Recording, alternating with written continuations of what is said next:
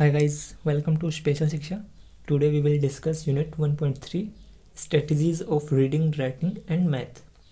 Strategies का मतलब क्या होता है? जैसे रीडिंग स्ट्रेटजीज का मतलब क्या है कि हम लर्निंग डिसेबिलिटी वाले बच्चे को कोई ऐसी वस्तु या प्रतीकों के माध्यम से पढ़ाएं जो उस बच्चे के लिए उपयुक्त हो, कार्यात्मक हो, जिसकी मदद से उसकी रीडिंग स्किल सही हो जाए ताकि वह बिना सहारे के जीवन व्यतीत कर सके। जो चीज़ें दैनिक जीवन में काम आती हैं, जिनको पढ़ना बहुत ज़रूरी होता है, जैसे बस number, address, mobile number, house number आदि पढ़ सके और समझ सके। सो प्री रिक्वायर्ड स्किल्स क्या है जो ज़रूरी होती है रीडिंग करने के लिए? इसमें अगर बच्चे को दिक्कत आ रही है तो उस बच्चे के पास अच्छी रीडिंग नहीं होगी और उसे प्रॉब्लम आएगी रीडिंग्स में। तो ये क्या क्या है? पहला है प्रॉपर विज़न। प्रॉपर विज़न होना चाहिए बिकॉज व्यक्ति बिना देखे नहीं पढ़ सकता। सेकेंड है कैपेसिटी ऑफ हियरिंग। अगर बच्चा सुनने में अक्षम है तो वह पढ़ना सीख नहीं पाएगा। पढ़ने के लिए सुनना बहुत ज़रूरी होता है ताकि पढ़ा जा रहा है उसे सुनकर समझा जा सके। साउंड्स ऑफ लेटर का नॉलेज होना चाहिए कि कौन से लेटर की कौन सी साउंड होती है। डिसलेक्सिया वाले बच्चे बी को डी पढ़ते हैं, एन को एम पढ़ते हैं बिकॉज उनको साउंड की पहचान नहीं है और लेटर की पहचान भी नहीं है। ऐसे ही साउंड्स ऑफ वर्ड होना ज़रूरी होता है कि किसी वर्ड की कैसी साउंड होती है। बच्चा कैट को मैट पढ़ रहा है तो उसे साउंड और वर्ड्स की पहचान नहीं है। नेक्स्ट है सिंबल का पता होना चाहिए कि कहाँ रुकना है, कहाँ गैप देना है। और लास्ट, बच्चा जो रीड कर रहा है उस लैंग्वेज की बेसिक नॉलेज होनी चाहिए। अब हम देखते हैं कुछ रणनीतियाँ या सुधार जो बच्चे की रीडिंग में हेल्प करें और उसकी प्रॉब्लम को दूर कर दें। सबसे पहले बच्चे को एक शांत वातावरण प्रदान करें ताकि उसका ध्यान जो वह कर रहा है उसी पर रहे और पूरा कंसंट्रेशन के साथ काम कर सके। जब वातावरण शांत नहीं होगा तो बच्चा पढ़ने में ध्यान नहीं लगा पाएगा और दूसरे लोगों को देखकर उसका ध्यान इधर उधर होगा। बच्चे को कहानियाँ सुनाएं और उससे वापस वही कहानियाँ सुनाने के लिए बोलें। इससे उसका माइंड क्रिएटिव बनेगा और इमेजिनेशन पावर बढ़ेगी जिससे रीडिंग में सुधार होगा। नेक्स्ट है विचारों को जोड़ने के लिए ग्राफिक का यूज़ करें। जैसे कोई कहानी पढ़ाते समय उस कहानी से रिलेटेड ग्राफिक बोर्ड पे लगा दिए जाएं। घर पे टीवी स्क्रीन में कहानी चल रही है, बच्चा देख कर पढ़ रहा है और कहानी के पात्रों को टीवी पर देख भी रहा है साथ साथ, तो इससे उसकी रीडिंग स्किल्स अच्छी होगी। नेक्स्ट, बच्चे को गेम्स के थ्रू पढ़ना सिखाएं। जैसे पजल गेम होते हैं ना, बहुत सारे लेटर्स होते हैं, उनको जोड़कर वर्ड्स बनाना होता है। तो क्या है कि वह चीज़ बच्चे में पढ़ना सीखने के प्रति रुचि पैदा करेगी। बच्चों को टेप रिकॉर्डिंग सुनाई जाए ताकि उसके माइंड में क्लियर हो सके कौन से वर्ड की कैसी साउंड होती है। और ऐसी बुक्स प्रोवाइड कराई जाए जिसमें बड़े बड़े अक्षरों में लिखा हो ताकि बच्चे को पढ़ने में ज़्यादा जोड़ ना आए और आसानी से पढ़ सके। जिन वर्ड्स में उसे प्रॉब्लम आती है उसे हाईलाइटर की मदद से कलर कर दिया जाए और उस वर्ड को बार बार दोहराने के लिए बोला जाए और फिर उस वर्ड से सेंटेंस बनाने के लिए कहा जाए। जो छोटे बच्चे हो जो अभी पढ़ना सीख रहे हैं उन्हें ओनली बुक्स के माध्यम से ना सिखाएं, उन्हें हर टाइम पढ़ने में व्यस्त रखें। जैसे गाड़ी में कहीं जा रहे हैं तो रास्ते में आने वाली शॉप्स के नाम पढ़ें, रेस्टोरेंट में मेन्यू कार्ड पढ़ें। यहाँ तक हमने देखा रीडिंग स्किल्स को मजबूत करने के लिए क्या क्या स्ट्रेटजीज अपनाई जाती हैं। अब हम देखेंगे राइटिंग स्किल्स के लिए। प्री राइटिंग स्किल्स, ऐसी स्किल्स जो मजबूत होनी चाहिए राइटिंग सीखने से पहले, वह है फाइन मोटर और ग्रॉस मोटर। बच्चे को सूक्ष्म गामक जिसमें बच्चे की उंगलियां आती हैं वह सही होनी चाहिए। बच्चे का ग्रॉस मोटर जिसमें बच्चे का हाथ सही होना चाहिए जिससे वह लिखेगा। नेक्स्ट है आई हैंड कोऑर्डिनेशन, आंखों के साथ हाथों का समन्वय। लिखते समय बच्चे की आंखें हाथों के साथ काम करें। ऐसा नहीं कि बच्चा लिख रहा है नोटबुक में और उसका ध्यान कहीं और है। अगर इन चीज़ों में बच्चे को प्रॉब्लम है तो उसे राइटिंग में भी प्रॉब्लम आएगी। लिखना सीखने से पहले बच्चे को ट्रेसिंग करने दें। ट्रेसिंग मतलब कि नोटबुक में कुछ भी लिखने दें, कैसी भी लाइन खींचने दें ताकि उससे पेंसिल पकड़नी आ जाए और फाइन मोटर मजबूत हो जाए। फिर है डॉट ज्वाइनिंग। ट्रेसिंग के बाद बच्चे को डॉट आपस में जोड़ने को कहा जाए या सिखाया जाए। डॉट ज्वाइनिंग सीखने के बाद उसे बोर्ड पर लिखे गए लेटर्स या वर्ड्स को कॉपी करने के लिए कहा जाए या सिखाया जाए, देन खुद से लिखने को कहा जाए। अब हम देखेंगे स्ट्रेटजीज जो बच्चे को मदद कर सकती है राइटिंग स्किल्स सही करने में। क्या होता है कि बच्चों की मोटर स्किल्स ठीक नहीं होती जिसकी वजह से उन्हें लिखने में दिक्कत आती है, तो हम उनके हाथ से रिलेटेड एक्सरसाइज करा सकते हैं या कुछ आर्ट सिखा सकते हैं जैसे क्ले आर्ट, कुछ बनाना पेपर से। लिखने से पहले वो चीज़ें सिखाएंगे जिनसे इनका फाइन मोटर सही हो ताकि इनकी मसल्स की मूवमेंट अच्छे से होने लग जाए। इसके अलावा हम लिखने के लिए ऐसी पेंसिल प्रोवाइड करें जिनकी अच्छी ग्रिप हो। हम बच्चे के अकॉर्डिंग पेंसिल चूज़ कर सकते हैं।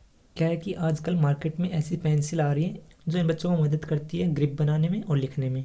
लिखना सीखने से पहले बच्चे को पेपर और पेंसिल की राइट पोजीशन में पकड़ना सिखाना चाहिए। लिखते समय सारे सेंस ऑर्गन्स एक साथ काम करें जिससे राइटिंग स्किल्स अच्छी होगी। हमें इन पर भी ध्यान देना चाहिए कि लिखते समय बच्चे का ध्यान कहाँ है, कहाँ सुन रहा है, क्या लिख रहा है और क्या देख रहा है। लिखते समय बच्चे को देखें कि वह कैसे बैठा है या उसका हाथ कहाँ पर है, उसने पेंसिल को कैसे पकड़ा हुआ है। बहुत सारे बच्चे क्या होता है कि अपनी कोहनी या सर को कॉपी के ऊपर रख कर लिखते हैं, या बच्चे बहुत झुक कर लिखते हैं। तो हमें बच्चे की पोजीशन देखनी चाहिए। अगर उनमें कुछ कमियां हैं तो पहले उन्हें सही किया जाना चाहिए। इसके अलावा जिन बच्चों को लिखने में बहुत ज़्यादा प्रॉब्लम हो रही है, उनके लिए आजकल स्पेशल थेरेपी का यूज़ किया जाता है, लाइक ऑक्यूपेशनल थेरेपी। इसमें बच्चे के मोटर स्किल्स को सुधारा जाएगा नई नई एक्टिविटीज़ करवा के। जैसे क्ले से आर्ट बनाकर एक बोर्ड पर शेविंग क्रीम फैला दी जाती है, फिर उस पर लेटर ट्रेस करने को कहा जाता है। और भी कई एक्टिविटीज़ कराई जाती हैं, जैसे कलर से लेटर के ऊपर डॉट्स बनाना। जब यह पता लग जाए कि बच्चे में डिस्ग्राफिया है तो उसे स्पेशल अकोमोडेशन देनी चाहिए, जैसे टाइप करने के लिए कंप्यूटर, पढ़ने के लिए ऑडियो रिकॉर्डर, क्वेश्चन उसे MCQs वाले दें, एक्स्ट्रा टाइम मिले उसे क्लास में। यहाँ तक हमने देखा कि हम राइटिंग स्किल्स को कैसे अच्छा कर सकते हैं। नेक्स्ट हम देखेंगे मैथमेटिक्स को। मैथ्स को सीखने से पहले बच्चे को ये स्किल्स आनी ज़रूरी होती है। सबसे पहले है सॉर्टिंग, वस्तुओं को अलग अलग करके सीखना, साइज़ के हिसाब से, कलर के हिसाब से। फिर है मैचिंग, दो समान वस्तु को आपस में मिलाना सिखाना, अन्य वस्तु को अलग अलग करना सिखाना। रंग के आधार पे और वस्तु के आकार के आधार पे समूह बनाना सिखाना चाहिए। फिर है 1-to-1 कॉरेस्पॉन्डेंस, इसमें एक वस्तु के बदले समान दूसरी वस्तु के साथ लेन देन करना सिखाएंगे। कार्डिनल नंबर मतलब सीक्वेंस में काउंटिंग सिखाएंगे, 1 2 3 4। ऑर्डिनल नंबर में हम सिखाएंगे कि किस चीज़ की कौन सी पोजीशन है, फर्स्ट है, सेकंड है, थर्ड है। ये प्री मैथ स्किल्स हैं, इनमें अगर प्रॉब्लम है बच्चे को तो मैथ्स में डिफ़िकल्टीज आएंगी। अब हम देखेंगे ऐसी स्ट्रेटजी जिससे बच्चे की मैथ स्किल्स को सुधारा जा सकता हो। सबसे पहले क्या है कि इन बच्चों को कभी याद नहीं रहता कि कौन सा 3 है, कौन सा 4 है, कौन सा 2 है। तो हमें उसे गेम मेथड्स के थ्रू सिखाना चाहिए। ख़ास तौर पर इन बच्चों के साथ जब तक हम गेम्स नहीं खेलेंगे तब तक इन बच्चों के नंबर्स और कॉन्सेप्ट क्लियर नहीं होंगे। जैसे हम कार्ड्स बनाकर उस पर नंबर लिख सकते हैं और बच्चे को कहेंगे 7 नंबर निकालो, 6 नंबर निकालो। नेक्स्ट है रियल वर्ल्ड एप्लीकेशन। हम एक प्लेइंग स्टोर बना सकते हैं जिसमें बहुत सारी वस्तुएं रख देंगे और सबकी प्राइस लगा देंगे। बच्चे को कॉइन देकर उन्हें खरीदने के लिए कहेंगे। कॉइन के ऊपर नंबर लिखे होते हैं जिससे वह जोड़कर सामान खरीदेगा, जिससे उसकी मैथ स्किल्स मजबूत होगी। नेक्स्ट है मैथ्स वर्ल्ड वॉल। क्लास में या घर पे एक ऐसी वॉल्स बनाएं जिस पर मैथ रिलेटेड कॉन्सेप्ट चिपका सकें।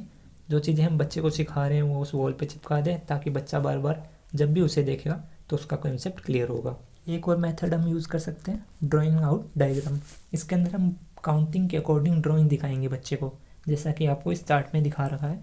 इससे बच्चे में इंटरेस्ट पैदा होगा कोई नंबर सीखने के लिए। और जब भी हम कोई से नया नंबर सिखाएं तो कोशिश करें उसका लार्ज प्रिंट हो, या कभी किसी शेप्स के अंदर नंबर लगा दिए, जैसे आइसक्रीम स्टिक्स में। ऐसे हम डिफरेंट तरीके से बच्चे को नंबर इंट्रोड्यूस करा सकते हैं। हम बच्चे को रियल वर्ल्ड में ज्वाइन करके सिखा सकते हैं। जैसे हम शॉपिंग करने गए तो बच्चे को साथ ले जा सकते हैं, वहाँ बच्चे को बताएंगे कि ये 10 रुपये की है, ये 20 रुपये की है। इस तरह हम बच्चे को रियल वर्ल्ड में मैथ स्किल्स अच्छी कर सकते हैं। Break down work in small task. बच्चे को हम जैसे काउंटिंग सिखा रहे हैं तो उसी से रिलेटेड नई नई एक्टिविटी कराएंगे और टास्क बना कर देंगे। एक ही चीज़ बहुत टाइम तक नहीं करानी है। जैसे बच्चे को बोलें कि 1 से 5 तक काउंटिंग कर ले, फिर हम गेम खेलेंगे। फिर हम उसी से रिलेटेड, काउंटिंग से रिलेटेड गेम खिलाएंगे और नंबर्स का कंपैरिजन करा देंगे, कौन सा बड़ा है कौन सा छोटा है। इस तरह हम कॉन्सेप्ट को छोटे छोटे टुकड़ों में डिवाइड कर देंगे। Use colour for categorisation. क्या है कि कलर्स बहुत ज़्यादा अट्रैक्ट करते हैं बच्चे को, तो हम कलर्स की एक्टिविटी कराकर बच्चे की मैथ स्किल्स को सुधार सकते हैं। जैसे 7 नंबर का कार्ड है उस पर 7 डॉट्स बनाएं कलर से। 5 नंबर का कार्ड है उस पर 5 डॉट बनाएं कलर से। नेक्स्ट है use fingers for basic concept. क्या होता है कि बच्चे काउंटिंग्स के लिए फिंगर्स का यूज़ करते हैं, एडिशनल्स के लिए यूज़ करते हैं। तो इन बच्चों को यह करने दिया जाए, इन्हें रोके ना कि नहीं ऐसा नहीं करना। बच्चा कैसे भी सीखे, सीखना चाहिए। यहाँ हमारी कंप्लीट हुई 1.3 strategies of reading, writing and math. Thank you.